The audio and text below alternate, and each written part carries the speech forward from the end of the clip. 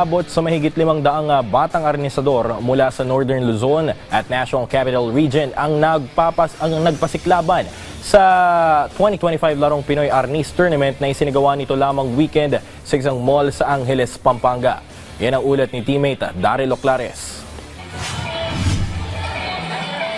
Katulad ng nakagawian bago pa man tuluyang magbukas ang isang mall sa Angeles, Pampanga tuwing weekend ng tipon-tipon ang mga batang arnisador galing sa Northern Luzon at Metro Manila para magtagisan sa iba't ibang anyo ng ating pambansang laro na arnis. Muling bumida ang arnis sa Larong Pinoy 2025 na inorganisa ng Philippine Eskrima Kali Arnis Federation o PECAF Northern Luzon sa pamumuno ng Regional Director at Proactive Arnis League founder Joel Madrona.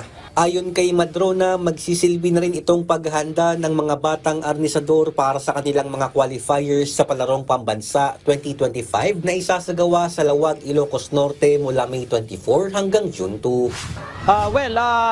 Sobrang ganda ng ating result ng mga entries natin. Maraming mga sumali sa atin. Almost 550 entries tayo ngayon in different Northern Luzon. And there's also from NCR. Malaking bagay ito in preparation nila para sa mga regional meet. Kasi lalo silang, ito isa kasama na to sa kanilang paghahanda. At the same time, para sa skills nila. Kasi sa ibang mga regional meet, mas marami sila mga kalaban. Talagang kailangan nila to .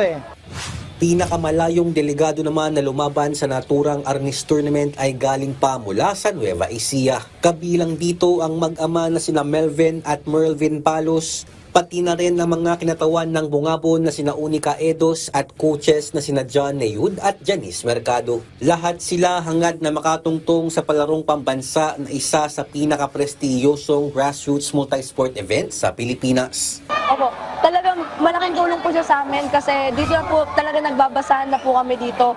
Talagang yung mga techniques na kailangan po namin para ma-counter po namin yung mga palo nila sa amin sa laban na po. Makakatulong po yun para mag-improve pa po kami lahat. Hindi papetiks-petiks po sa practice. Talagang pinagbubuti ng mga bata, At maasa po kami na talagang sana may bigay sa amin. At ako bilang ama at coach ng aking anak, patuloy kaming didiscover at tutulong para sa mga kabataan ng Nueva Ecija at ng Palaya. Sobrang laki po dahil dito pa lang po, exposure pa lang po yun na ibibigay sa akin. Nasasanay na po ako na maibigay yung best ko para po pagdating ko po doon, handa na po ako. Sabi ko nga, walang part-time na player. Kasi po pag isa kang athlete, hindi pwedeng meron ka ibang choice or meron ka ibang second option para po sa akin siguro ma-achieve natin yung goal natin at ang goal naman ng lahat ay manalo kapag ka talagang nagbigay po tayo ng effort when it comes to trainings po. Yan po yung dinidream naming lahat, lalo na po sa amin sa elementary.